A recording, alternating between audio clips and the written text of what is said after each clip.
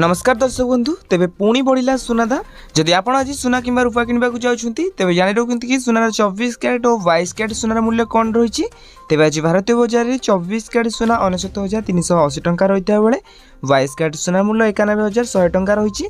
ठीक सेपरी राजधानी भुवनेश्वर में 24 कैरेट सुनार मूल्य 10 ग्राम पिछा 69,380 टंका रही बेले 22 कैरेट सुनार मूल्य 91,100 टंका रही। ठीक सेपरी मुंबई में 24 कैरेट सुनार मूल्य 69,380 टंका रही बेले 22 कैरेट सुनार मूल्य 91,100 टंका रही।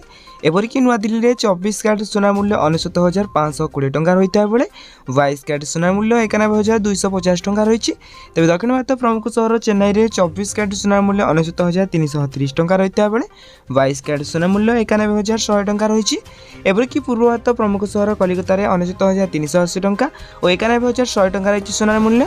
अन्यपटे रूपा मूल्य किलो पिछा 1,23,000 टंका होती। तेज ये दिन सुनार सठिक मूल्य। जदि आपको सुनार सठिक मूल्य जानवा चाहते तेज आम चैनल को सब्सक्राइब कर पाखे बेल आइकन को ऑल बटन में सेट करने सहित वीडियो हेल्पफुल निहत भाव वीडियो को लाइक कर डिस्क्रिप्शन टेलीग्राम चैनल लिंक अच्छे जाकि जॉइन जातु।